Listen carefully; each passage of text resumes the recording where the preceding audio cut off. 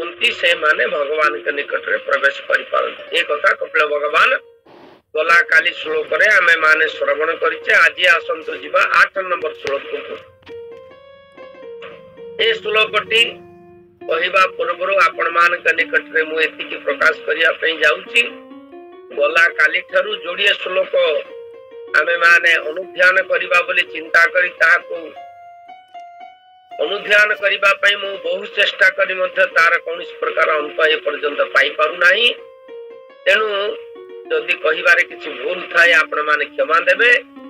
मु अनेक टीका अनेक शास्त्र गला काली ठारू खोजुची 8 नंबर आ 9 नंबर श्लोक रो तात्पर्य संपर्क रे बुझिबा पई, किंतु बड़ दुर्भाग्य मु तार कूले किनारा किसी पर्यंत पाई पारि नाही। जकिंचित प्राप्ति हेछि सेतक आपनक निकट प्रकाश करू। 8 नंबर श्लोक टेला दीपरार्ध अवसाने प्रलयो ब्रह्मस्मरणस्तुते तावत अध्यासते लोकं परस्य परचिंतका। ये श्लोक रे आपण माने श्रवण करुथिबे। जो मान ग्रंथ धरिचंदी हमर मुरली प्रभु भलिया सेमान अनुरोध टिके लक्ष्य करंतु। परस्य परचिंतकाहा गोटे शब्द तीनोटी शब्द व्यवहार कराइछि। परस्य परचिंतकाहा परस्य परचिंतका अर्थात परव्यम जो जगह भगवान अवस्थान करती स्वयं भगवान कृष्णकर तीनोटी स्वरूप जगत रे प्रकाशित हुए। गोटे होची महाविष्णु बा कारणोदक साई विष्णु, आउ गोटे होचंती गर्भोदक साई विष्णु, आउ गोटे होचंती क्षीराब्धि साई विष्णु। ये तीन रूप परव्यम रे भगवान श्रीकृष्ण ठारू जात होती। जड़े होचंती कारणोदक साई विष्णु जी होचंती महाविष्णु। तापरे आमे माने श्रवण करिचे कारण गर्भोदक साई विष्णु ये समस्त सृष्टि रो मूल एवं कारणोदक साई विष्णु होचंती समस्त सृष्टि रो कारण एवं क्षीरोदक साई विष्णु होचंती सृष्टि रो पालन करता। ए तीन विष्णु भगवान श्रीकृष्णकर परव्यम रे सेमाने तांकर क्रियाकलाप करंती। एमाने समस्त एक हेले मध्य कारणवशतः कार्यवशतः एमानको तीनोटी नाम रे विभक्त करा जाय। तेणु सेही भगवान के निकट रे जो माने चिंतन रे आसंती परस्य परचिंतका से मानकर गति भगवान का सहित सदा सर्वदा थाए। से मानकर विनाश हुए नाही। भगवान का सहित से माने थांती। नैनं छिन्दन्ति शस्त्राणि नैनं दहति पावकः न चलेन क्लेदयान्त्यापनो शोषयति मारुतः। श्रीमद् भगवत गीता रे भगवान सुंदर भाव अर्जुन को सांख्य योग रे एक कथा सूचना देइचंती।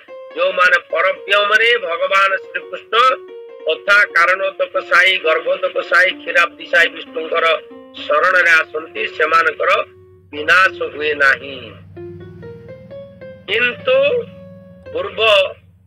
तार पूर्व पादरे कपिल भगवान कहले दीपरार्धवसाने ब्रह्मांकर समुदाय आयुष होची 100 वर्ष। ब्रह्मलोक रे 100 वर्ष ब्रह्मांकर आयुष।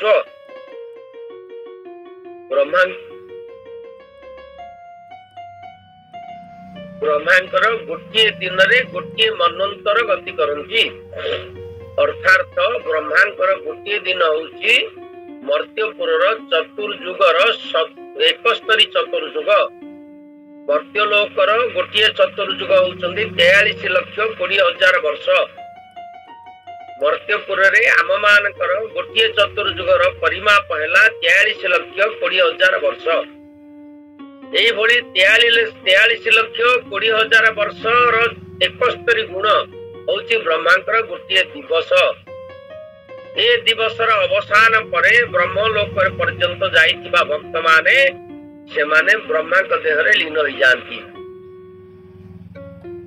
एवं आउ गोटे प्रलय कथा कहुची जोटा हूँ ब्रह्मांकर अवसान पर ब्रह्मांकर द्विपरार्ध शेष 100 वर्ष पूर्ण हेले जो प्रलय हुए ताकू एक प्रलय कहुए शेष प्रलय कहुए एवं से प्रलय रे ब्रह्मांक सहित मिशिथिबा जीव माने मिशिथिबा व्यक्ति विशेष माने मिशिथिबा मुक्त आत्मा माने से माने भगवान के देहरे लीन होती पुणी जेतेबेले ब्रह्मांकर रात्रि शेष हो जाए बा ब्रह्मांकर पुनर्बार सृष्टि हुए से माने मर्त्यपुर को आसंती कहिबार तात्पर्य या जे बारंबार ब्रह्मलोक पर्यंत जाउथिबा जीव माने से माने पुनर्बार मर्त्यपुर को आसंती किंतु भगवान श्रीकृष्णकर चरण रे शरण पस्थिबा लोक माने से मानकर पुनरागमन नहीं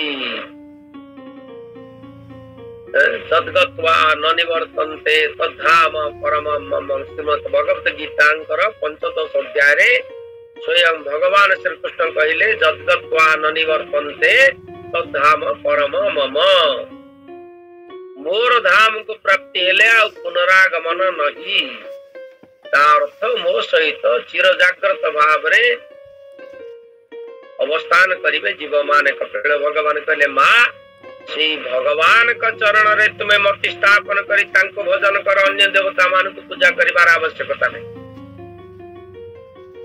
अन्य देवता मान को पूजा कले पुनरपि जननं पुनरपि मरणं पुनरपि जननी जठरे शयनम एक चक्र चलीथिबो एपरि कि ब्रह्मलोक पर्यंत प्राप्ति हेले मध्य ब्रह्मांकर अवसान रे तांकर अवसान हबो ब्रह्मांकर सृष्टि हेले ब्रह्मांक सहित से मध्य मर्त्यपुर को आसीबे ए श्लोक एतिकी मु अनुध्यान करिछि आसंतु ए श्लोक रो ओडिया अनुवाद आमे श्रीमंत प्रभु का कंठरु श्रवण करिवा श्रीमंत प्रभु 8 नंबर श्लोक को अनुध्यान करी आमान को तार ओडिया अनुवाद श्रवण करेबे श्रीमंत प्रभु दंडक महाराज समस्त मोर प्रणाम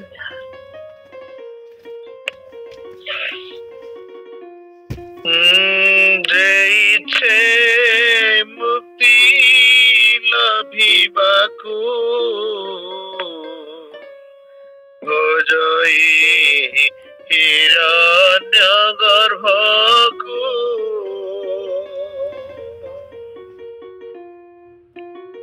से मुक्ति क्रम सुण माए कहिबा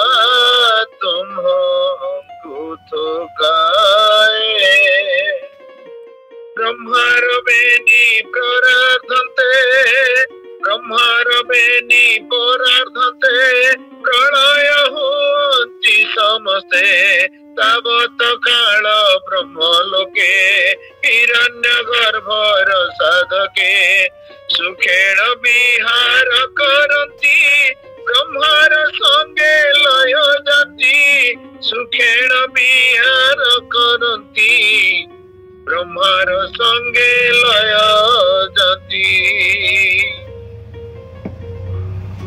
ए कथा आमे माने श्रवण कले श्रीमद् भागवतंकर ओडिया अनुवाद 42,20,000 को 71 रे गुणिले जेतिकी हबो सेतिकी दिन सेतिकी वर्ष होउची आम मानकर ब्रह्मांकर गुटिए बयसर आम मर्त्य लोक रे परिमाण एतिकी दिन परे ब्रह्म प्रलय हबो ता अर्थ ब्रह्मांकर रात्रि आसी पहुंचीबो से रात्रि रे समस्त ब्रह्मांक देह रे लीन होई जिवे पुनर्बार ब्रह्मांकर जेतेबेले रात्रि पाइबो पुनर्बार सृष्टि पर्याय आरंभ हो ये होची प्रथम परार्धर कथा द्वितीय परार्ध शेष रे ब्रह्मांकर मृत्यु हुए ब्रह्मा मरि जान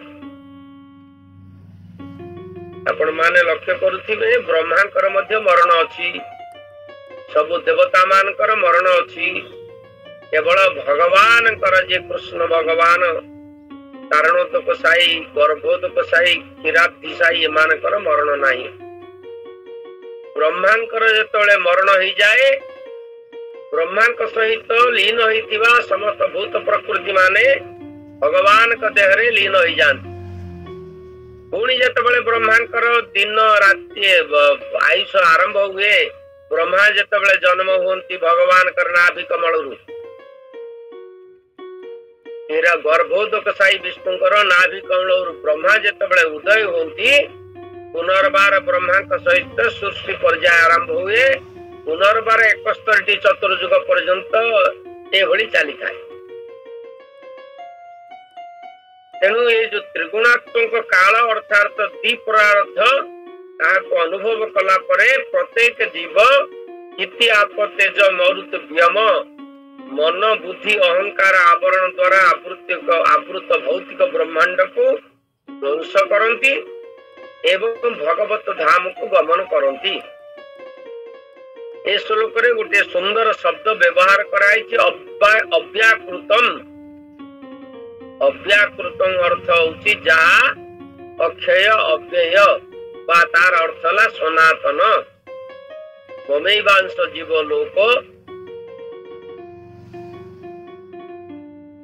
जीवभूत सनातन भगवान श्री कृष्ण 15 अध्याय श्रीमद भगवत गीतांकरे अर्जुन को बुझेले ममैवांश जीव लोक जीवभूत सनातन मोरी अंश संभूत जीव एवं मु जेमिति सनातन अर्थात कालजयी मोर जेमिति मरण नाही कि जन्म नाही जीवर मध्य सेही भली जन्म मृत्यु बंद हो जाए जेतेबेले सी मो चरण रे शरण पसे मो निकट को पड़ी आसे।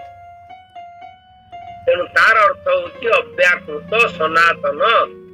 व्याकृत अर्थ जहाँ क्षणस्थायी जहाँ परिवर्तनशील व्याकृत अव्याकृत एवं ये संसार होची अव्याकृत व्याकृत आ भगवान होचंती अव्याकृत।